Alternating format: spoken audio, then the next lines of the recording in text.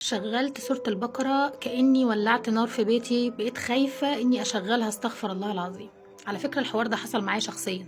هقول لكم ليه بيحصل كده، ليه لما بنيجي بنشغل سورة البقرة أو لما بنيجي نمسح بمية وملح عشان نطرد الطاقة السلبية والخناق واللي بيحصل في البيت، الدنيا بتكون والعة فبتولع أكتر. ليه بيحصل كده؟ لما جيت سألت في الموضوع فهمت إن المشكلة مش في سورة البقرة أو الملح أو ورق اللورا اللي احنا بنبخر بيه أو لبان الذكر اللي معروف عنه إن هو بيطرد الطاقة السلبية من البيت.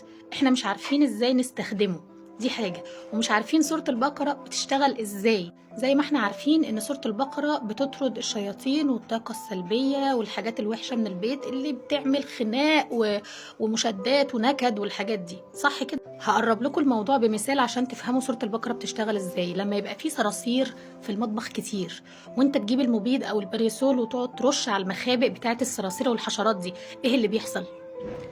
ايه اللي بيحصل؟ الصراصير بتهيج، صح؟ الدنيا بتلاقوا الصراصير بتجري هنا وهنا وهنا والحشرات والدنيا، صح؟ مش ده اللي بيحصل؟ بعدين مرة على مرة بتلاقي الصراصير دي اختفت تماما، مش ده اللي بيحصل؟ وده اللي بتعمله سورة البقرة بالظبط مع الطاقة السلبية والشياطين والحاجات اللي بتبقى في البيت. سوري طبعا من المثال، انا بس بقوله عشان افهمكم الدنيا ماشية ازاي. فلما تيجوا تشغلوا سورة البقرة لأول مرة، الطاقات السلبية والشياطين والحاجات دي بيقعدوا يجروا ويقعدوا يقعدوا يعملوا كده كده كده كده، فالدنيا بتتقلب اكتر. عشان كده مهم جدا الاستمرار عليها، ومهم جدا انكم تفتحوا الشبابيك وقت ما بتشغلوا سورة البقرة. وبرده لما بتيجوا تمسحوا بميه وملح او تبخروا بالبان دكر لازم تفتحوا الشبابيك. ما هي الحاجات دي لازم تخرج. هتخرج منين؟ هتخرج من الشباك. انت لما تكوني قافله الشبابيك وعماله تمسحي بميه وملح وتشغلي سوره البقره وتبخري، انت بتهيجي الطاقات، بتهيجي الشياطين، بتهيجيهم اكتر عليكي. فهو هيخرجوا منين والدنيا مكتومه ومقفوله؟